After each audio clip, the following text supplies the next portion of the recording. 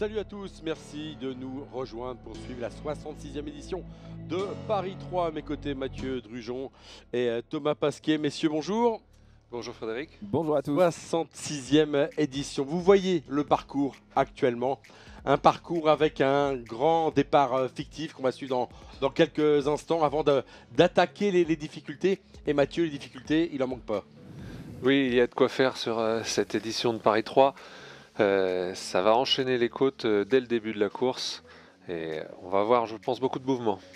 Ah, vous voyez, on va partir et pour arriver, on part en Haute-Marne pour arriver dans l'Aube ici à Troyes. On part évidemment de Colombey, les deux églises pour la 4e année de suite et des difficultés effectivement. Il y en aura beaucoup. On en a noté déjà 5 dans ce parcours, dans cette édition 2025 du Paris 3. L'arrivée sera jugée ici tout à l'heure devant le stade de l'Aube, le stade de l'Estac, qui va accueillir une nouvelle fois l'arrivée et ce parcours avec pas mal de dénivelé, 2000 mètres de dénivelé positif. On a vu l'année dernière un vainqueur qui est arrivé au sprint. On n'a pas toujours un sprint massif ici. Oui, il y a souvent des échappées qui se forment, mais c'est difficile de savoir quand la bonne va sortir, quand l'échappée du jour va sortir, parce que il n'y a pas une montée décisive où c'est là que ça sort, on ne sait jamais. Donc c'est beaucoup de travail collectif. Il faut que chaque coureur soit actif à l'avant pour se relayer, aller présent dans toutes les échappées s'ils veulent être représentés à l'avant. Demain, on parlait du départ Colombey deux églises. Quelques mots? Oui, Colombey les deux églises, effectivement, il y a beaucoup à dire sur Colombey les deux églises, à la fois sur l'aspect historique bien sûr, sur l'aspect cyclisme aussi. Commençons bien sûr par l'aspect historique. Colombey les deux églises, messieurs, le village du général de Gaulle, c'est un incontournable chaque année, évidemment, je vous le rappelle, il avait élu domicile à Colombey les deux églises après avoir acheté la boisserie en 1934. Toujours ma petite anecdote annuelle, il avait acheté à l'époque, il n'était que lieutenant-colonel, le général de Gaulle, il avait acheté cette boisserie, cette demeure en viager. Voilà, et donc il avait choisi ce village de Haute-Marne pour se retirer en famille. Voilà, il s'y sentait bien avec ses enfants notamment, et puis déjà en 1934, il anticipait de pouvoir y écrire ses mémoires à la boisserie, et il y élira domicile vraiment principalement après la Seconde Guerre mondiale. Sinon, avant, c'était plutôt pour quelques séjours de vacances notamment. Voilà la boisserie qu'on peut visiter aujourd'hui. Évidemment, la demeure du général de Gaulle et de sa famille. On parlera aussi forcément du mémorial Charles de Gaulle et de la croix de Lorraine, messieurs. Mais je n'en dis peut-être pas plus pour l'instant, puisqu'on va repasser après le départ de Colombey tout à l'heure, dans environ une heure, à Colombey les deux églises. Oui, effectivement, les coureurs vont faire une boucle autour de Colombey pour revenir justement à Colombey. On va se pencher sur le palmarès de ce Paris 3 avec les vainqueurs des années précédentes. L'année dernière, c'est l'Australien qui était alors au Team Bridge Lane. C'est Liam Walsh qui s'était imposé devant le coureur qui portait alors le maillot de l'AVC Aix-en-Provence, Emmanuel Houcou, qui est présent d'ailleurs ici pour cette nouvelle édition. Le troisième, c'était Tobias Müller, l'Allemand. En 2023, c'était Gwen Leclinge de Philippe Wagner qui s'était imposé. C'était quasiment main dans la main avec Clément Brazafonso, lui aussi de Philippe Wagner. Le troisième, c'était Anthony Chamera Dumont. 2022, Robert Scott de Sungol qui s'était imposé avec une troisième place pour Kevin Avoine. Kevin Avoine qui portait les couleurs du CC Nogent-sur-Oise, habitué aux places d'honneur ici sur les routes du Paris 3, puisqu'il avait également été 4e en 2021. 21 justement, c'était la victoire de Romain Cardis devant Alan Rioux et Antoine Rogel qui est là également. Il portait alors les couleurs de la Groupama FDJ. Si on va regarder le palmarès un peu plus loin, Jérémy Cabot s'était imposé en 2019, Adrien Petit en 2018, 2017 c'était Yannis Sissa. 2016, c'était Rudy Barbier. D'ailleurs, au passage, son frère Pierre avait fait 3e. 2014, l'ancien porteur du maillot tricolore Steven Tronet, qui était alors à Big Mat Aubert 93, s'était imposé en 2014. Et en regardant le palmarès un peu plus loin, on voit un certain Mathieu Drujon, 3e place en 2011. Oui, oui, ça commence à remonter, ça apparaît même plus dans les dans l'historique puisque Il n'était pas sur le tableau. Les 10 dernières années. Mais le dernier vainqueur troyen, c'est bien sûr Jérémy Cabot en 2019 que vous avez cité. Allez, on va regarder le départ fictif qui a été enregistré il y a quelques minutes de cela avec notamment les coureurs de l'UV Aube qui était à présent sur la première ligne. Une équipe de UV Aube qui accueille ce Paris 3 qui seront porteurs du dossard de 1 à 7. Évidemment, puisque voilà, ce sont les coureurs amateurs qui seront présents. La plupart d'entre eux ont participé hier au championnat Grand Est. On aura certainement l'occasion d'en reparler. On a également vu d'autres maillots aux avant-postes dans ce départ, et notamment les maillots du team Marne Inside avec notamment Aurélien Philibert, le Haut-Marnais, qui est présent avec son dossard 227 dans cette épreuve. On est toujours dans le parcours fictif. C'est là où il faut être bien placé, voir si les vélos vont bien, si la mécanique est bien huilée. Oui, déjà, bon, les vélos, normalement tout va bien, hein. Je pense qu'ils peuvent même s'en apercevoir avant. En général, ils font un petit tour avant. Et puis, on sait déjà que ceux qui sont aux avant-postes, ils ont prévu de faire le départ, comme on dit, ou du moins suivre les premières attaques pour ne pas se faire surprendre dès le début.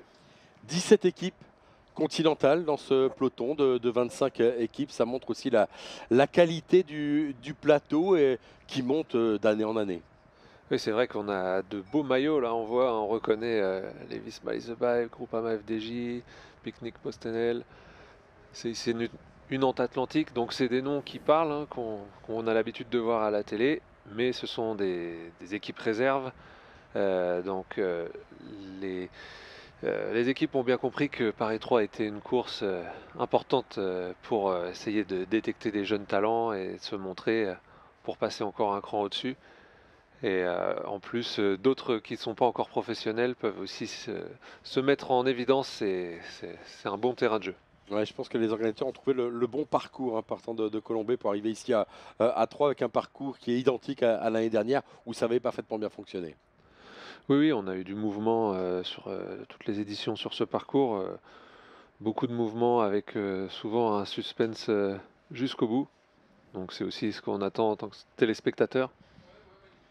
Ouais, c'est vrai que quand on parlait des équipes continentales, il y a la réserve d'Arkea BNB Hotel qui est présente, la Groupama FDJ, également le team Visma Lease Bike qui est là, la Tudor Pro Cycling, l'équipe suisse qui est présente également, notamment avec un sprinter qui était présent dans l'emballage l'année dernière, c'est Juan David Sierra, le coureur italien, le sprinter, qui pourrait également tirer son épingle du jeu également cette année.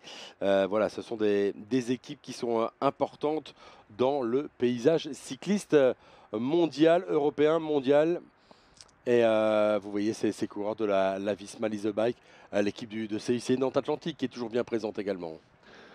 Oui, c'est une Nantes Atlantique où on a eu le Troyen Noah Isidore qui est passé par cette équipe et qui est maintenant dans l'équipe Décathlon H2R.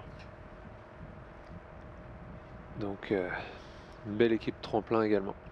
Ouais, si on veut parler de Troyens qui sont passés pro, il y a Joris Delbov qui est passé également, qui a franchi un cap, remportant l'année dernière le Tour Alsace et signant chez Total Energy cette année. Oui, il a beaucoup couru, il a bien marché, gagné une étape autour d'Ouranda notamment et d'autres belles places. Allez, toujours ce départ fictif autour de Colombey, les deux églises. On va retrouver tout à l'heure, et on aura l'occasion évidemment d'en parler. Un mot sur la météo, 18 degrés au moment du départ à Colombey, deux églises. Il n'y a pas l'air d'avoir beaucoup de vent, c'est un temps idéal pour faire du vélo et pour avoir une belle course animée. Ah oui, en tout cas, cette température, quand on est sur le vélo et en plein effort, c'est l'idéal. Après, plus chaud, ça peut être gênant, mais Là, on n'est pas couvert de trop, pas de besoin de manchette. C'est vraiment top pour faire du vélo. Après, pour le vent, c'est vrai qu'ici on a l'impression qu'il n'y a pas trop de vent. Certains vont peut-être le regretter, puisque certains aiment le vent, les bordures et tout ça. Ça peut amener un peu plus de mouvement et d'autres préfèrent qu'il n'y en ait pas parce que c'est vraiment quelque chose de particulier, les bordures. Mais sur ce parcours, c'est quand même un peu moins exposé aux bordures que sur l'ancienne version qui partait de Provins. Ouais, exactement, hein, on l'a dit 4 ans. 4 ans que la course part de Colombey, les deux églises. C'est souvent des sprinteurs, mais pas toujours. Et là, quand on a vu les difficultés qu'il y aura sur le parcours, la première difficulté, ça va partir du 23e kilomètre. Et ensuite, ça va enchaîner avec pas mal de montées, 5 grosses difficultés. Ici, sur ces routes du Paris 3, vous voyez les premières images. Pour l'instant, ça n'accélère pas, évidemment. En tête du peloton, il ne faut pas être devant cette moto ouvreuse. On a vu le balai des directeurs sportifs qui était derrière. C'est le scénario immuable d'un départ fictif d'une course cycliste. Ah, il reste plus que 3 km. Voilà, ça doit être 3 km avant le départ réel. Le régulateur l'a annoncé au reste du peloton. Vous voyez l'équipe Picnic qui est également présente, l'équipe de Romain Bardet. Là, c'est l'équipe développement, hein, qui est présente, et de Warren Barguil, hein, également. Cette formation Picnic qui est présente sur les routes du Paris 3. Pour l'instant, le peloton bien compact. Ah, ça y est, derrière. c'est parti. Ah bah voilà, c'était plutôt 300 mètres, hein, plutôt que 3 km. Et c'est parti pour le départ. Et on va voir si on va faire le coup du kilomètre zéro. Ça arrive régulièrement, une Oui, accélération toujours. immédiatement en tête du peloton.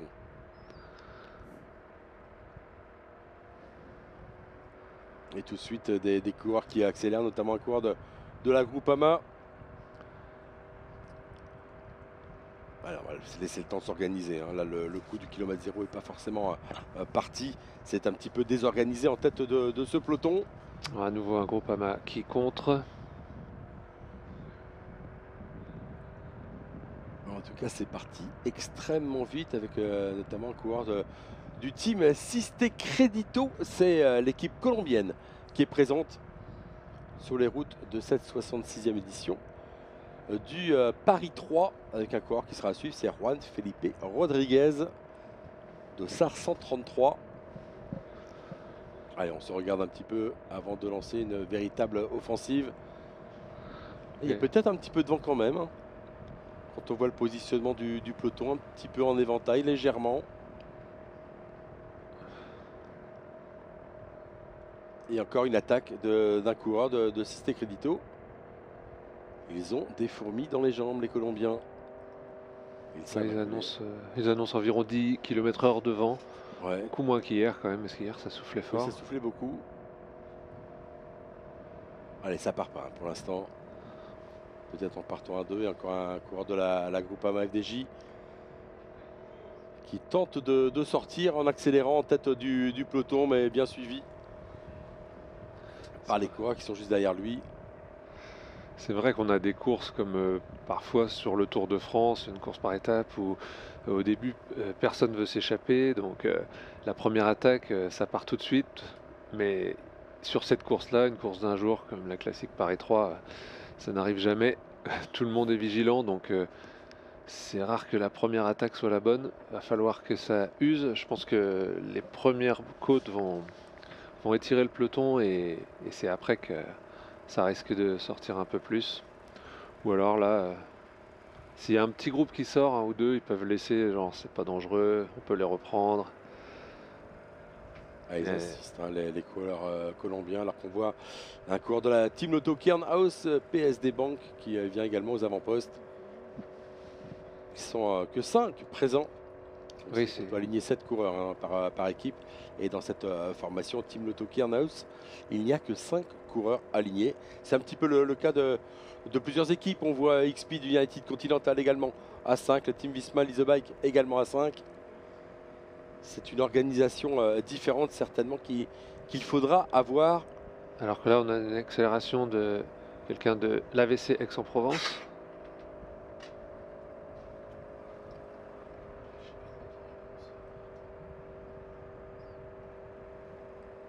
avec derrière lui un coureur du team Coloquick.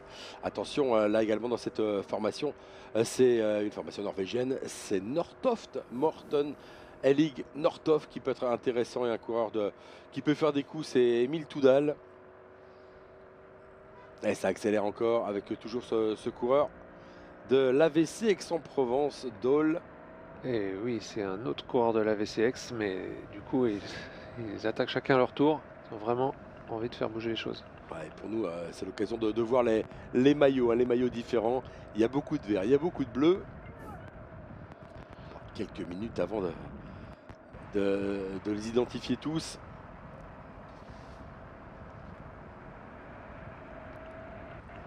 Ah, le premier château de ce Paris 3, messieurs.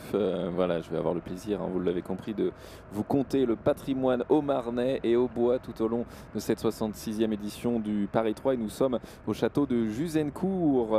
Il faut remonter en 1390 pour retrouver les premières traces de seigneurie dans cette commune. Et ce château de Juzencourt est un rare monument du style Régence dans la région, comme le château d'ailleurs de Ciré-sur-Blaise, hein, qu'on verra tout à l'heure. Château construit en 1717, et juste avant il y avait une maison forte un peu plus ancienne qui elle avait été construite au début du XVIe siècle et qui avait été construite, ce château de Juzencourt sur les plans de Jean-Baptiste Bouchardon, le célèbre architecte et sculpteur chaumontais, et il avait choisi ce site pour son caractère marécageux. Il avait proposé d'ailleurs un ensemble de canaux de drainage voilà, pour entourer ce château.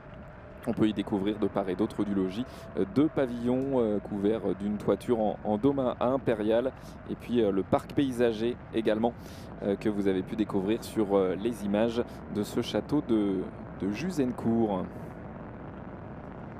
Merci beaucoup Thomas pour ces premières images d'hélicoptère, toujours extrêmement intéressantes à suivre. Le coureur d'Aix-en-Provence a continué à accélérer. Le peloton s'est peu à peu étiré sur cette partie de descente un peu plus sinueuse. Et c'est là où il faut être vigilant. On est dans les premiers kilomètres de course. Les jambes ne sont pas forcément encore bien chaudes. Et il faudra évidemment rester aux avant-postes. Vous avez vu ces belles images d'hélicoptère de Mikko Payot. Le pilote, c'est Christelle Noisé. Allez, on les retrouve, les coureurs. Ça a accéléré, c'est certain, mais pas véritablement de cassure. Non, toujours pas de cassure. Tout le monde suit bien, ça reste vigilant. Bon, là, en plus, on a une route sèche, donc pas de danger particulier dans cette descente. Donc tout le monde remonte facilement. Et Aix-en-Provence qui a décidé de dynamiter ce début d'épreuve. Dans cette formation, on retrouve Nathan Bomnel, on retrouve le Britannique Jack Brough, également le Français Jonathan Couanon, le Suédois Hugo Lennartsson, Corentin Lequet, Charles Marchandise et enfin l'Irlandais Jamie Meehan pour cette formation de l'AVC Aix-en-Provence, l'équipe continentale.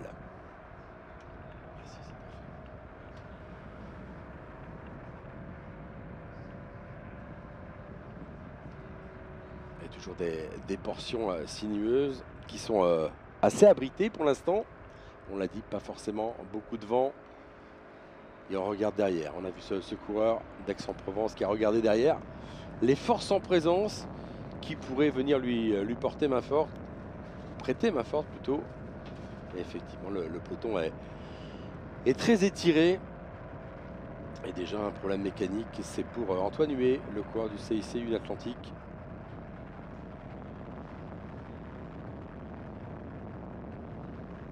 C'est parti extrêmement vite.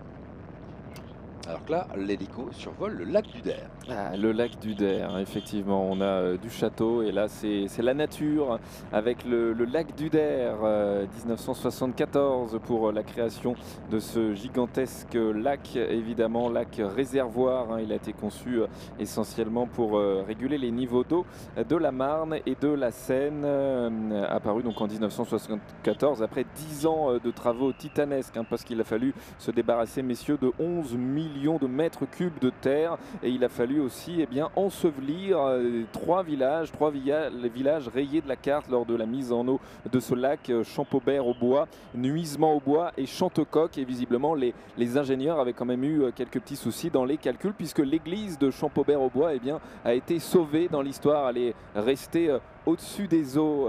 Voilà, c'est un petit peu l'anecdote qu'on raconte à chaque fois autour de ce lac du Der. 1,2 million de visiteurs par an quand même qui profitent notamment des 6 plages de ce lac. Vous pouvez, messieurs, y faire du voilier, du canoë, du pédalo ou encore du paddle et du jet ski. Voilà, donc il y a de quoi faire pour faire du sport. Et puis côté nature, c'est 6000 hectares d'espace protégé, une des plus belles réserves ornithologiques d'Europe.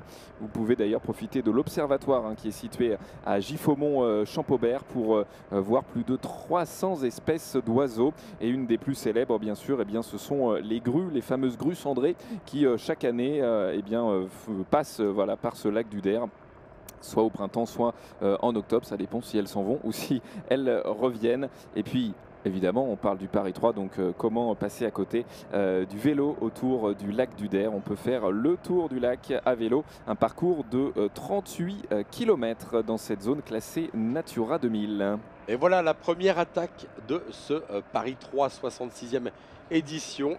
C'est à Aubois qui vient de s'échapper et de lancer les hostilités. On l'avait dit, l'UV Aube a envie de montrer le maillot, être devant. C'est également le cas l'année dernière. Et dans cette formation, il y a Vincent Harry, il y a Thibaut Ayache, il y a le Britannique Toby Barnes, Edward Pawson, le coureur australien également, Léo Dedoncker, Célian Protin et Louis Pesanti.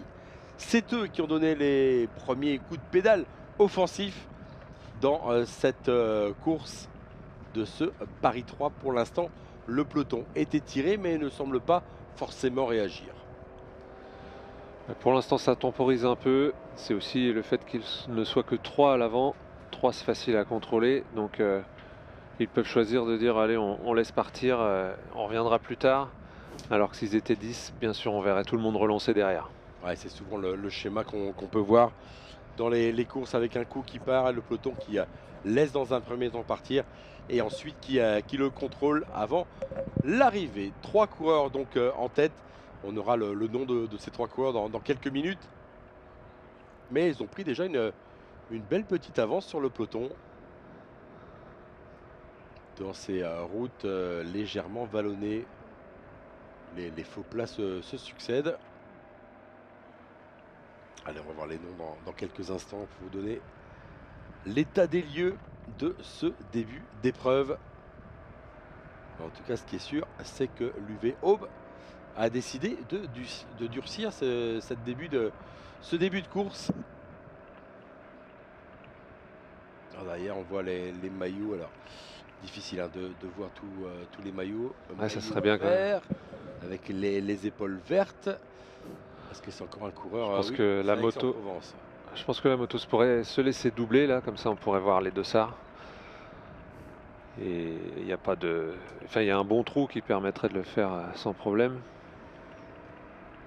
Ouais, ça accélère encore. Ah oui, on voit bien que les cyclistes ont l'avantage dans les parties sinueuses par rapport aux motos. Alors c'est Toby Barnes, le coureur de l'UV Aube.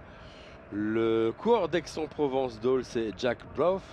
Et le troisième, cette extirpé du peloton, c'est le coureur d'Hexagone Corbas Lyon Métropole. C'est Louis Dudek.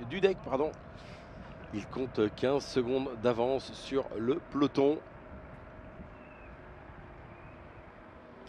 Avec ce virage à droite, un petit trou qui s'est formé entre le coureur de tête et les 2 compagnons d'échappée. Mais ça va très vite, rentrer dans l'ordre bien évidemment. Une partie un peu plus roulante. Et derrière le peloton, ça a accéléré aussi, puisqu'on voit le queue du peloton où il faut ramer un petit peu pour rester dans les dernières roues. Un peloton très étiré. Et 35 secondes d'avance pour les hommes de tête. Ah oui, quand même. Ah, ça a été très vite. Bien relevé derrière. Sous l'impulsion de Toby Barnes, le coureur de l'UV Aube, qui a notamment fait 3e du prix Digné cette année. troisième de la ronde ministérienne, c'était l'année dernière. Et également, il avait fait troisième de la nocturne. Alors c'était la nocturne où, le temps de la retrouver, la nocturne de Saint-Laurent-à-Blin. Et ça s'entend bien pour l'instant entre les trois hommes. Coureur de l'AVC Aix-en-Provence, Jack Brough, jeune coureur britannique de 21 ans, vainqueur du trophée de l'Essor cette année. La ronde du Pays Basque, c'était l'année dernière. Et l'écart qui grandit plus, hein, qui plafonne un petit peu.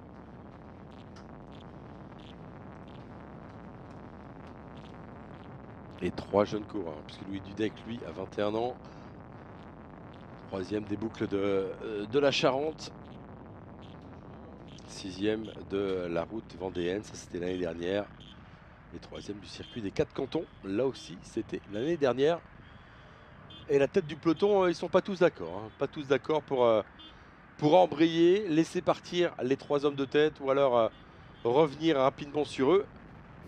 On voit encore les coureurs colombiens qui sont en tête du peloton. Alors eux, on peut facilement les retrouver avec leur maillot vert fluo. C'est beaucoup plus simple. Oui. Ouais, pour l'instant, c'est quelques tentatives de relancer la course.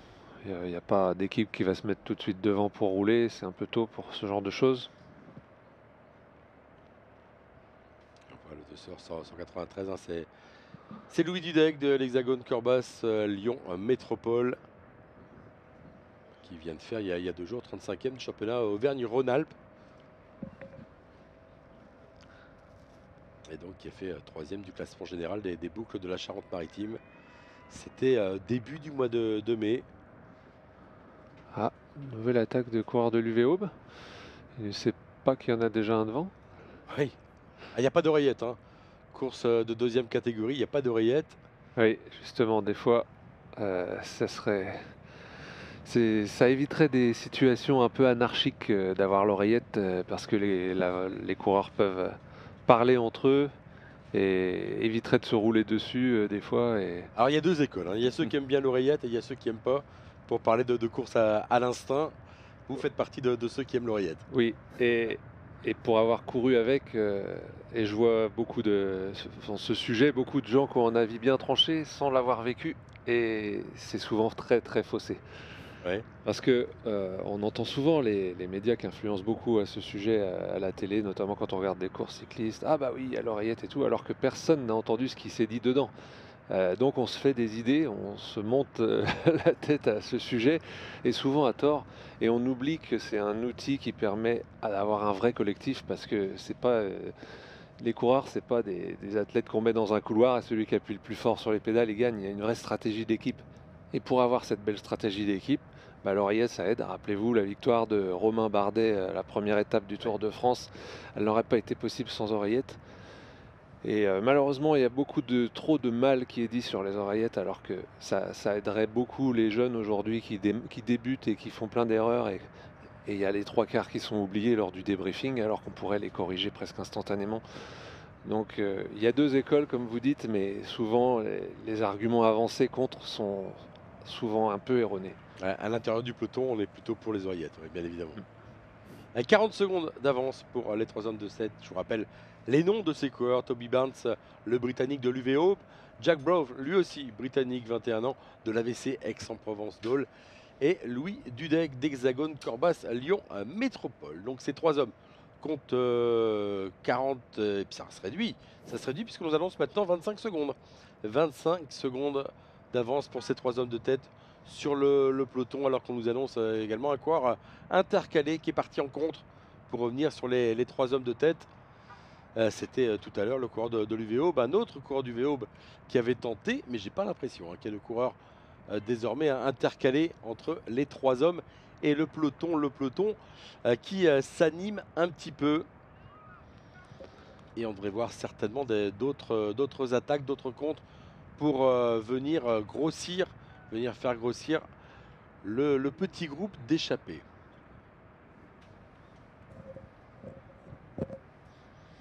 Allez, toujours le peloton qui embraye avec un coureur de Van Driessen-Roubaix qui présente un bel effectif sur ces routes de Paris 3.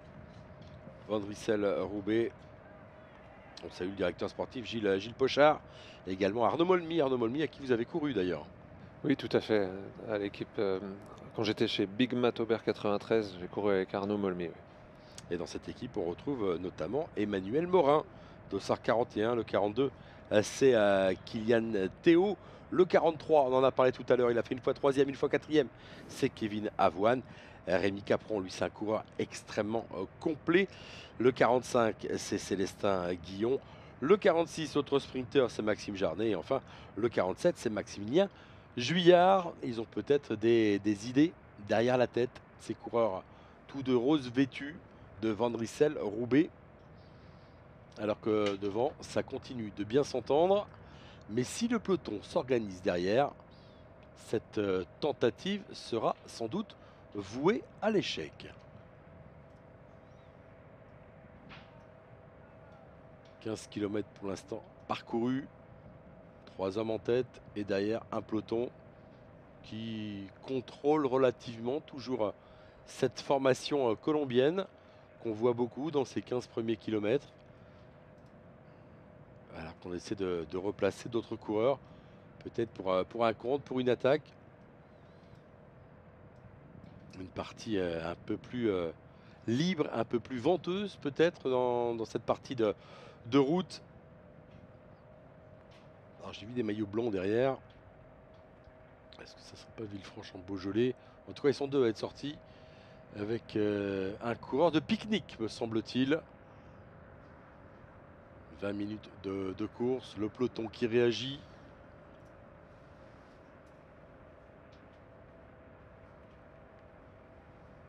C'est là où elles sont importantes, hein, ces images d'hélicoptère pour voir l'écart entre les coureurs. Et on voit les deux hommes intercalés, voient et ont en ligne de mire les 3 hommes de tête.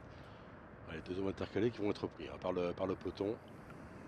Je pense qu'on n'a pas encore le véritable gros coup de la journée. Non, pour l'instant, ça peut. Quelques attaques qui s'enchaînent et là, l'écart diminue fortement parce que devant, ils sont forcément obligés de réduire un peu le rythme depuis le temps qu'ils sont devant. Donc, si ça attaque, ça va beaucoup plus vite. Maillot vert, couleur de Bike Head.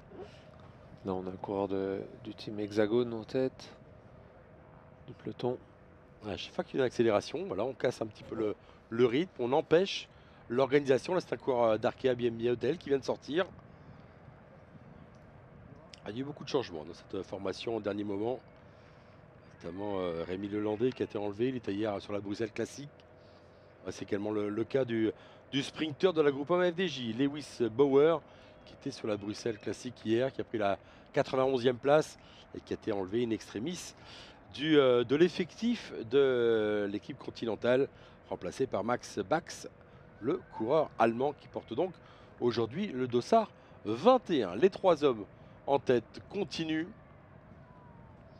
d'être devant le peloton. On l'a dit, une vingtaine de secondes. L'écart qui va sans doute se réduire encore un petit peu plus avec ces attaques, ces tentatives de contre en tête du peloton.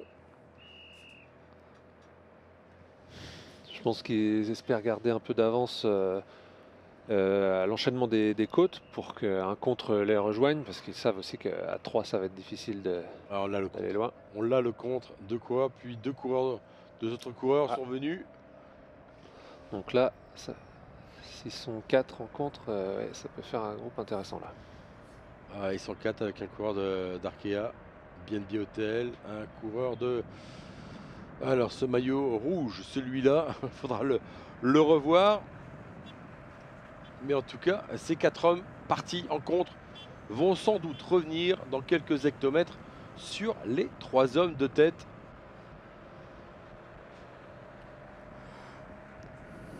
Ouais, c'est bien la vue là, aérienne.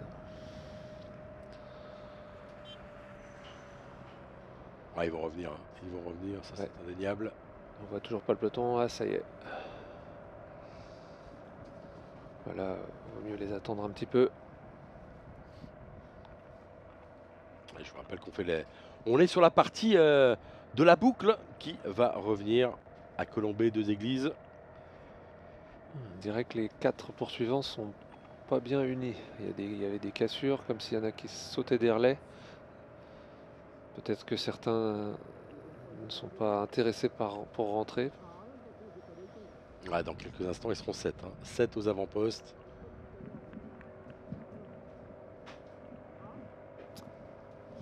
Le château de Marot à Bologne, messieurs. Château à découvrir au cœur de la nature, vous le voyez sur ces Ciré-sur-Blaise. images. Ah, c'est Ciré-sur-Blaise. Oui. Ah, on m'a fait une petite feinte alors.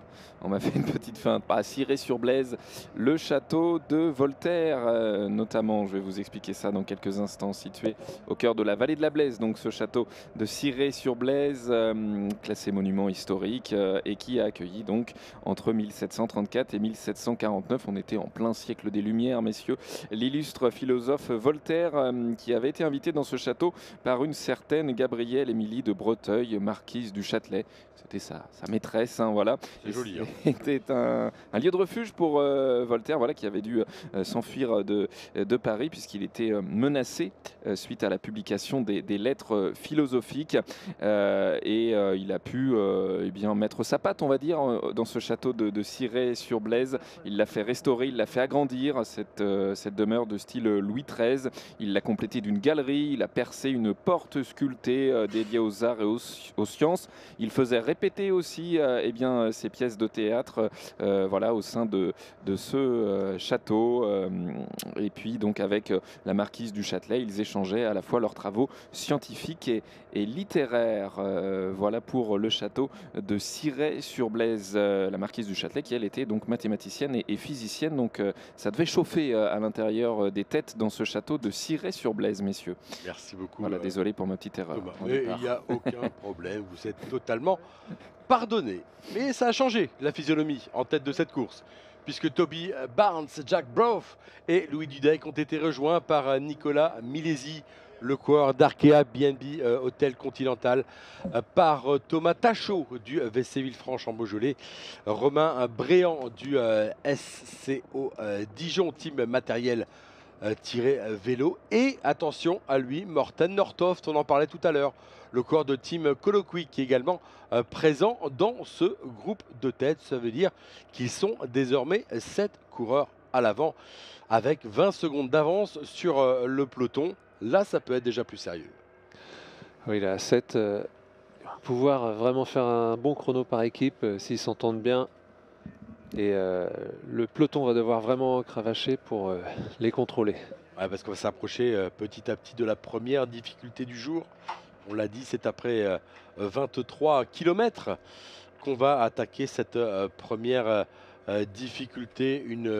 Une première ascension à Sex-Fontaine avec une portion 1400 mètres avec une montée moyenne à 5,8% après seulement une vingtaine de kilomètres.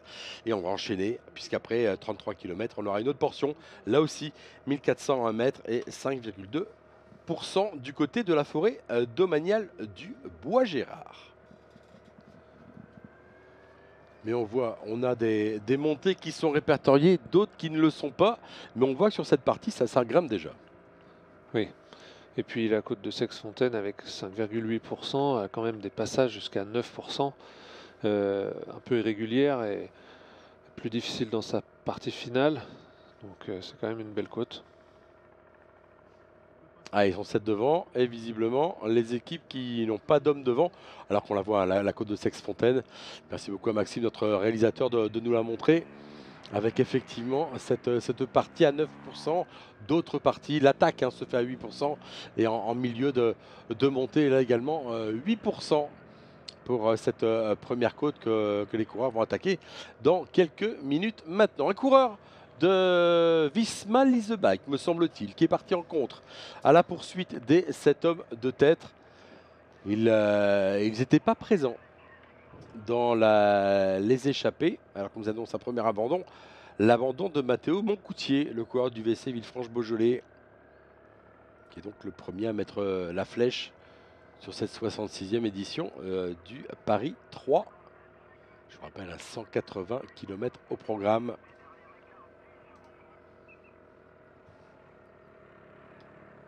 Et 10 secondes désormais pour les hommes de tête. Alors c'est pas forcément le bon coup. Ils n'ont pas créé de suite un écart significatif. Et derrière, ça réagit avec un groupe de 4 qui est parti sous l'impulsion d'un coureur du team Visma Leaseback Développement.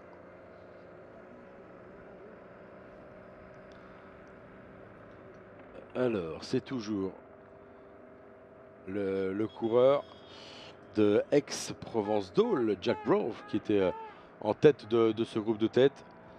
Northoff qui vient lui prêter main forte. Pas pour longtemps.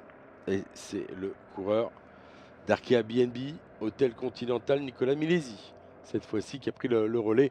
Alors derrière, ils sont 5 finalement à pouvoir revenir. Ah, ça s'est totalement désorganisé en tête. Et d'autres coureurs qui tentent de revenir de la traversée de ce village. Ça va être compliqué pour l'instant en tout cas de former la bonne échappée du jour.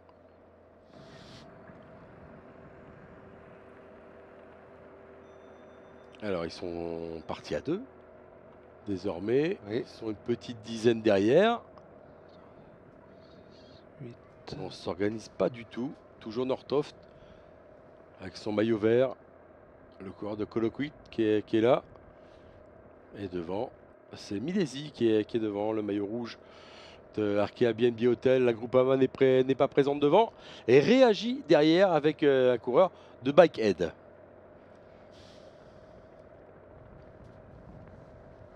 Alors, est-ce qu'il est possible de revenir, de sortir du peloton?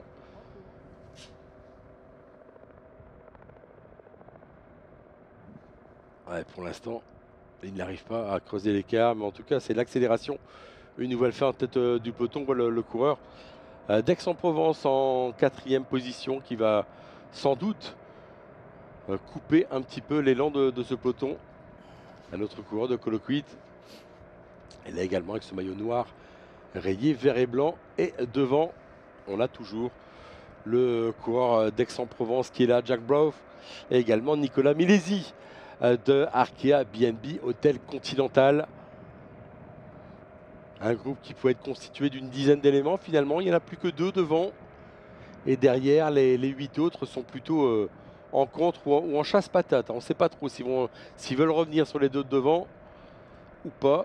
Accélération d'un coureur de Nantes. Aussi une belle équipe de Nantes qui est présente. Le CICU Nantes avec le Canadien Julien Matisse qui a été ajouté à l'envoi. Le coureur qui a fait le geste significatif pour dire on tourne, on tourne. Également cette formation du CICU Nantes, il y a Renan Auger, fils de Stéphane Auger, ancien vainqueur des 4 jours de Dunkerque. C'était un petit moment, en 2008. Et également Corentin Devrout, Justin Ducré, Maël Guégan. Attention parce que Auger, Ducré, Guégan. On a une course parallèle, messieurs, là. Ah oui, c'est vrai. Il n'y a pas de dossard. Hein. Oui. Je ne sais pas s'ils vont pouvoir être classés. En tout cas, ils sont présents. Apparemment, c'est la même équipe. On dit que les vaches regardent passer les trains. Là, ils courent après les cyclistes. Et toujours les 2 hommes de tête qui vont être récupérés par le petit groupe des chasses derrière. Mais le peloton qui revient très vite. Et Milesi l'a compris. Il va préférer s'alimenter. Et c'est pareil pour Jack Brove, le coureur de l'AVC Aix-en-Provence Dole. Et derrière le peloton, la tête tout au moins est en file indienne. Là, on voit vraiment une grosse différence d'effort entre ceux qui sont à l'avant, qui se battent pour essayer de relancer. Voilà, des efforts énormes pour ressortir. On le voit bien là sur ce plan latéral. Et à l'arrière du peloton ou au milieu, on a l'impression qu'ils se promènent. C'est facile avec l'aspiration. Donc, on voit comment ils ont transpercé ce petit groupe de tête et l'échappée. Et toujours Northoff qui est devant, qui lui aussi à son tour va être aspiré par le peloton. C'est le regroupement général. 33 minutes depuis le départ à Colombey-les-Deux-Églises. pour ce peloton lancé à vive allure. C'était le corps de Visma Leasebike tout à l'heure. C'est Tim Rex qui était parti.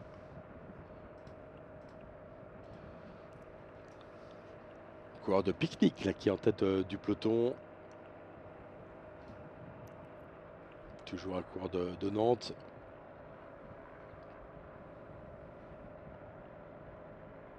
Et sauf erreur de ma part, il n'y a plus d'échappée dans, dans ce Paris 3. Ouais, c'est bien ça. Et c'est un coureur de la Groupama FDJ qui est en tête du peloton. Qui demande le relais, un coureur de Bike Head peut-être derrière. Ouais, je pense que les coureurs vont chercher leur deuxième souffle, hein, reprendre un petit peu leurs esprits parce que c'est parti extrêmement vite. Oui. Des fois, il y a des stratégies où ils mettent 2 coureurs faire la première partie de course et d'autres qui se reposent un peu derrière. C'est peut-être le moment d'inverser les groupes parce que ça a été très intense depuis le début quand même en tête de course. Ouais, le public qui est présent ce jour férié. Et ça relance avec le cours de CIC Nantes. Bon, il y a un petit écart, mais rien de significatif, bien évidemment.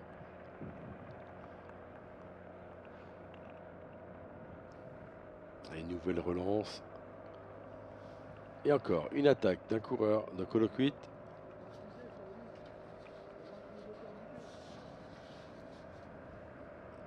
Alors c'est vraiment Colloquit, j'ai pas l'impression. C'est pas le bon vert. C'est pas le bon vert. Le haut en général est noir. Est-ce que c'est à nouveau un coureur d'Aix-en-Provence? Alors que là, le peloton est coupé en deux, ou laisse en tout cas partir une dizaine de coureurs. Soudain, à la faveur de la relance, là dans ce village, une dizaine de coureurs ont pris de la poudre d'escampette. Alors, c'était pas un coureur. Les numéros, si on arrive à voir.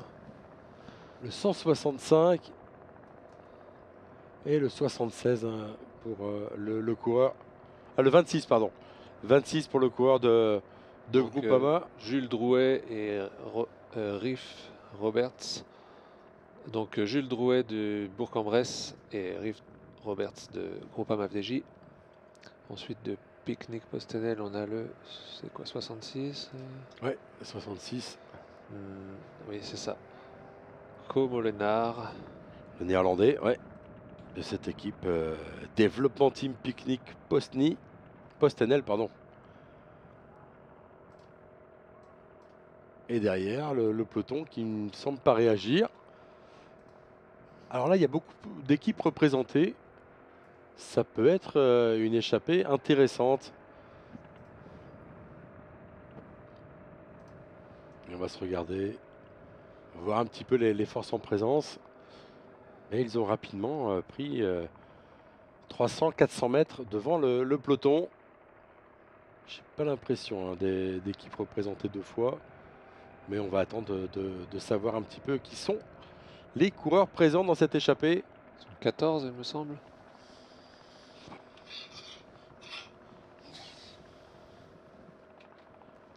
Avec le 171 qui est présent. C'est Matteo Barusso, le français de Vendée U, Pays de la Loire. 116, 52. Le 52, c'est Cédric Kepens, le Belge. Le 15, Nicolas Milesi d'Arkea BNB. Qu'on avait déjà vu aux avant-postes hein, tout à l'heure. Le 81, Joshua Gudnitz de Team Colloquic. 6 de l'UVO. Ah, on a encore de l'UVO. Ouais, c'est Célian Protin. Célian Protin. Alors, on va voir l'ensemble de groupe. Ils sont 12, hein, 12 coureurs avec quelques longueurs d'avance, mais ils sont partis très vite. Et Célian Protin, il avait fait 3e hier. Il avait roulé 3e du championnat du Grand Est, remporté par Timothée Gabriel du VCU Schwanheim. C'était au 13e prix des vallées Rennes-Aujon, qui servait donc de support à ce championnat du Grand Est. Eh bien, Célian Protin étant s'est échappé. Très bien. Et ce groupe de tête qui va creuser l'écart. Derrière, on voit Roubaix, Van Driesel Roubaix qui réagit pour l'instant mollement. Et ça, comme ça s'entend bien devant, l'écart va grandir petit à petit. Vous voyez le train avec deux coureurs qui restent en queue de ce groupe de tête sans donner de relais. Il y avait Milesi, mais Milesi, il était déjà dans l'attaque précédente. Ouais, il a peut-être besoin de souffler Ouais. aussi. Voilà qui reprend un relais. Hein. Ça a été très vite.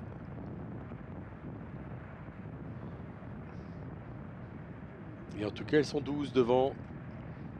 Partie un peu plus descendante. Alors, j'ai déjà noté 13 numéros, il me semble qu'ils sont 14.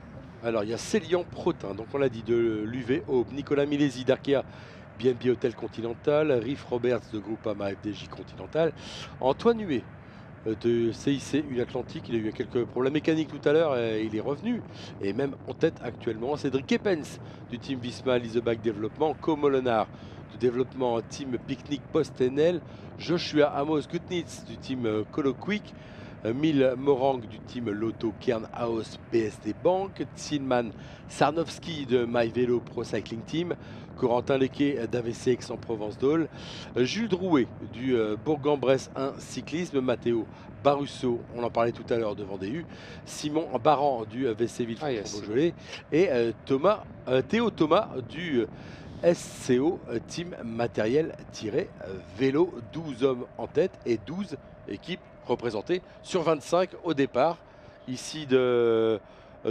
Colombey. Ah, il y en a même plus que 12. 14. Messieurs, pendant que vous faites les comptes, 14. on a vu à l'image il y a quelques secondes le viaduc de Chaumont.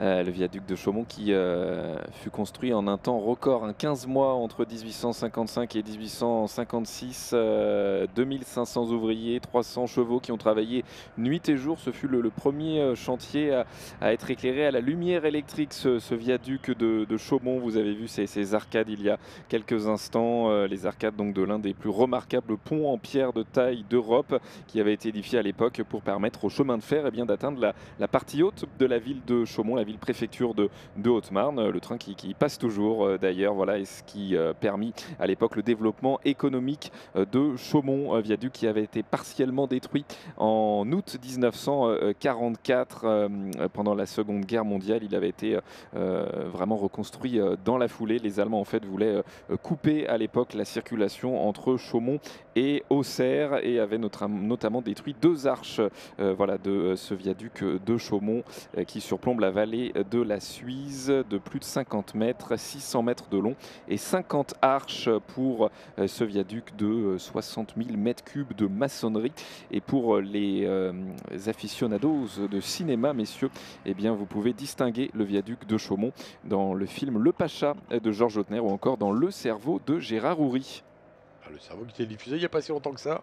Construit, le viaduc de Chaumont, je ne l'ai pas précisé, par Eugène Decomble, ingénieur architecte, qui avait également travaillé en son temps à la Compagnie des chemins de fer de l'Est, l'ancêtre de la SNCF, du côté donc de Joinville également, en Haute-Marne. Allez, Chevalier de la Légion d'honneur par Napoléon III, pardon, autant pour moi Frédéric. Voilà, je suis totalement complet sur ce viaduc. Voilà qui est fait. Donc la situation de course, 14 hommes en tête, 45 secondes d'avance sur le peloton qui semble réagir avec cette légère côte, une bonne côte. Hein. On voit un coureur de Coloquick sortir alors qu'il a un équipier devant, c'est Joshua Amos Kutnitz qui est devant et un de ses équipiers tente de sortir du peloton avec dans sa roue un coureur d'une équipe qui pas représenté à l'avant. C'est un coureur de Van Driesel Roubaix qui a peut-être loupé le coup de la journée. Un coureur du team Visma qui est là aussi. Celui-là, il va pas les aider. Ouais, ça accélère. Mais ça ne creuse pas l'écart sur le peloton qui réagit immédiatement. Un coureur d'Arkea BNB Hotel et un coureur du CUC NU Nantes qui ont immédiatement réagi. Et je me demande si c'est pas Rémi Capron, le coureur de Van Ritzel, qui est devant. Alors je vais vous remettre à nouveau à Oui, contribution. absolument. Partons du côté de Langres, au sud de la Haute-Marne, une des plus belles villes fortifiées de France, Langres. Vous la découvrez sur ces images. Voilà, magnifique évidemment, Langres et son plateau de Langres, où prennent leur source la Seine et l'Aube. Également, ville natale du philosophe Denis Diderot. On parlait des Lumières tout à l'heure avec Voltaire. Nous y voilà donc encore avec Diderot ici. Et puis ville également natale de Jeanne Mance, cofondatrice de Montréal, avec deux Aubois, Paul de Chaumedet de Maisonneuve et Marguerite Bourgeois. Ces trois personnages d'ailleurs qui seront à l'honneur à partir de la semaine prochaine d'une exposition qui aura lieu à l'hôtel Dieu-le-Comte à Troyes. Il était une fois Montréal, les Champenois en Nouvelle-France. Pour revenir spécifiquement sur Langres, eh bien, vous avez découvert sur les images la porte gallo-romaine. On peut également voir les maisons Renaissance ainsi que les remparts aussi qu'on a vu sur les images, de hauts remparts, des imposantes tours, de nombreux clochers, la cathédrale aussi, la cathédrale Saint-Mamet de Langres, 12e siècle, avec une façade reconstruite au 18e qui lui donne voilà, cet aspect particulier avec deux époques différentes. On peut découvrir tout ça en parcourant justement les 3 km du chemin de ronde qui a été épargné des différentes guerres au cours des siècles et qui permet de découvrir le panorama du plateau de Langres. Si vous aimez le fromage, vous pouvez aussi déguster le Langres, qui est un très bon fromage, messieurs. Ah ben on va s'arrêter certainement Pour le ravito. pour aller le déguster pour les coureurs. Ça passe trop vite. Ça passe trop vite. Ils n'y arriveront pas, à moins qu'il y ait un stand volant ou au ravito qu'on distribue un petit peu de fromage. Mais là pour l'instant ça roule très très vite devant. Je faisais un petit peu le compte. C'est vrai qu'il y a 14 équipes représentées devant. Et que les équipes pour l'instant battues veulent se rapprocher. Il y a seulement 15 secondes d'avance pour ces hommes de tête, ces 14 hommes de tête sur le peloton qui a donc réagi sous l'impulsion, on l'a vu, d'un coureur de Van Rijssel-Roubaix.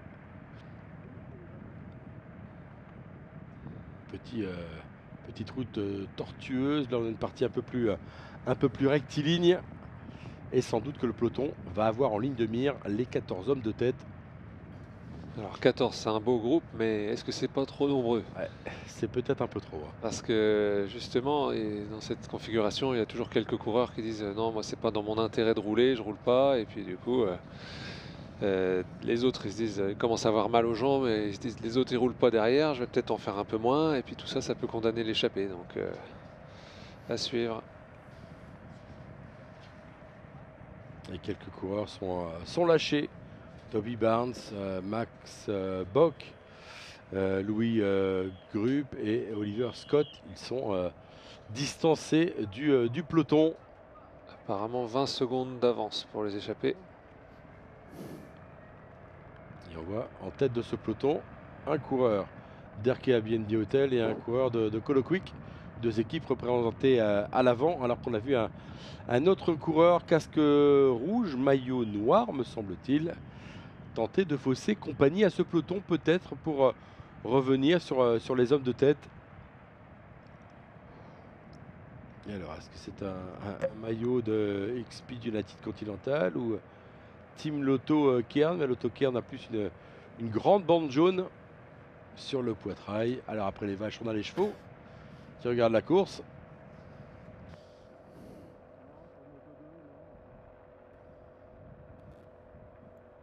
Ah non, c'est un coureur de Tudor. Voilà, c'est ça, c'est un coureur de Tudor. L'équipe suisse dans laquelle on retrouve Juan David Sierra, l'Italien, l'Estonien Oliver Matic, le Danois, le Norvégien, pardon, Jesper Stiansen, l'Italien Samuele Alari et les deux Suisses, Victor Bernaro et Diego Casagrande. Oh, mais les 14 hommes ont toujours un écart intéressant. Et ça a l'air de rouler en tête de ce groupe de tête. Même si l'écart n'est pas encore déterminant. On va voir sur cette belle image d'hélicoptère. Je pense qu'il y a un virage. Il y a un virage d'écart entre les 14 de devant et le peloton. Avec encore un coureur de Roubaix qui veut sortir. On l'a dit pour l'instant, l'équipe Van Driessen-Roubaix fait partie des équipes battues dans ce début de course. Emmanuel Morin est donc dans cette équipe, sans doute pour le sprint, également pour Kevin Avoine. Et par contre, dans cette formation de Van Driessen-Roubaix, il y a Rémi Capron. Je me demande si c'est pas lui qui est à nouveau en tête. Ils sont trois en tout cas aux avant-postes de ce peloton, alors que devant, ça a l'air d'être compliqué pour certains.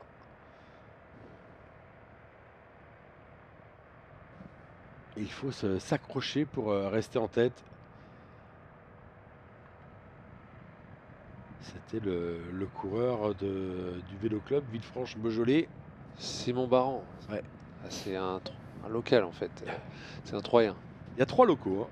3 locaux, si on compte les Léo Marnet, Aurélien Philibert et Léo Bouvier, le sprinter de Bikehead, avec son 542. Et vous le voyez devant, tout roule pour eux. Les relais ne sont pas longs, mais ils sont bien réguliers, bien appuyés. Et les autres équipes qui laissent travailler le coureur de Van Driessen-Roubaix, qui a loupé la bonne.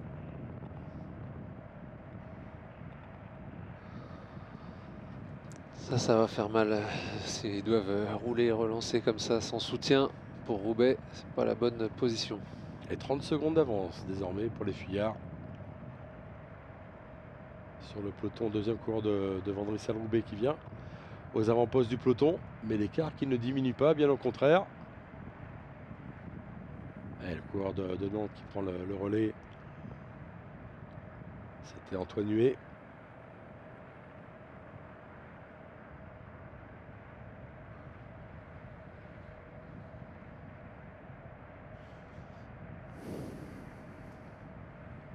Et toujours Roubaix, voilà, on le laisse rouler derrière un coureur de Coloquit et un coureur d'Arkea. S'il roule tout seul, ça va pas durer longtemps par rapport à 14 coureurs qui se relaient devant. Ou alors il sacrifie une dernière fois pour lancer un contre. Je sais pas s'il y a une difficulté qui arrive là prochainement, mais Ouais, il y a encore un petit moment. il n'a aucun soutien pour l'instant. Donc ça normalement c'est juste pour éviter de leur faire cadeau de trop d'écart, mais ils peuvent pas espérer revenir comme ça, quoi. Alors qu'on va revenir sur Colombey et Deux Églises. J'aurais encore plein de choses à vous raconter. donc. Ça j'imagine. J'en attendais pas moins de vous, mon cher Thomas.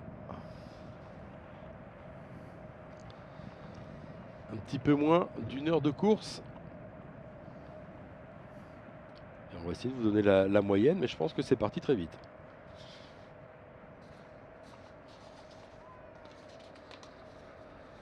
On va être du côté de Rennes-Pont.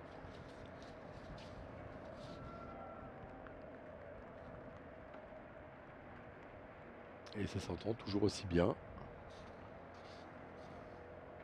Des parties vallonnées. Et toujours le coureur de Roubaix qui fait ce qu'il peut. Mais pour l'instant, c'est lui qui tente de ramener le peloton à lui tout seul. Même pas le soutien de ses équipiers. Il est véritablement tout seul devant.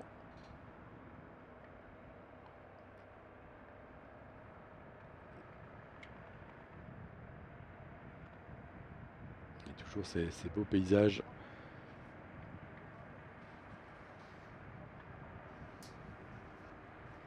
On va arriver tout à l'heure dans l'Aube.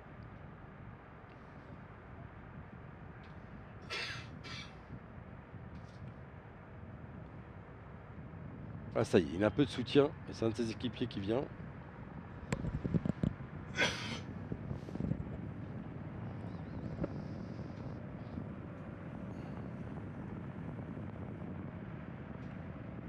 Alors, le temps de le retrouver, c'est Célestin Guillon.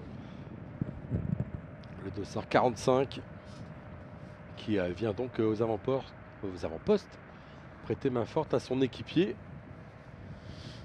La tête du peloton était tirée. Mais pour l'instant, ce peloton n'arrive pas à revenir sur les 14 hommes de tête.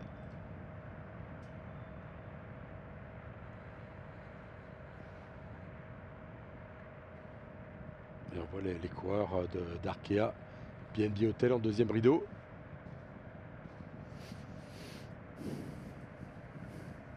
Colloquic qui est là aussi. Groupama, FDJ, un coureur de chez Tudor. Et tout le monde essaie de se replacer. Et un troisième coureur de Van Driessen-Roubaix qui vient en tête du peloton. Alors que l'écart semble diminuer, on nous annonce une quinzaine de secondes désormais entre les 14 hommes de tête et le peloton, toujours emmené par les coureurs de Van Driessen-Roubaix qui ont fait un gros boulot. Hein. S'ils venaient à revenir sur les 14 hommes de tête, Ah oui, alors là, mais ils risquent de le payer plus tard. ouais, ça va leur faire des hommes en moins quand même. Ils ont puisé dans leurs efforts déjà, alors qu'on roule depuis un peu moins d'une heure. Et devant, ça va toujours bien. Même si les relais passent un peu moins bien quand même, c'est un peu plus heurté.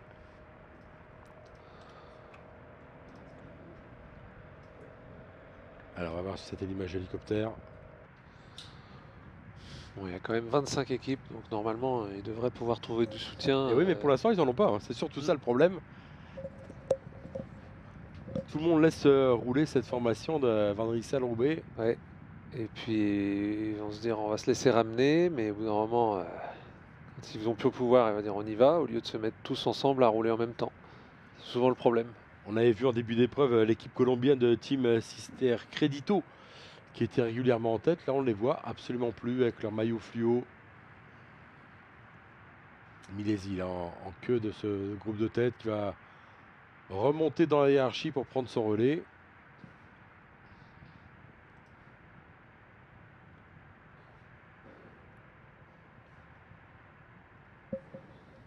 Une portion à découvert à nouveau.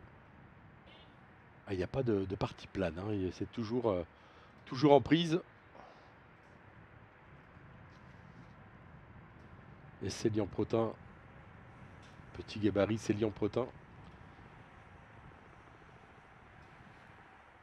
Le coureur de l'UV Aube qui va rentrer dans quelques minutes, quelques kilomètres dans son département. Allez, à la relance. On va voir où en est le peloton.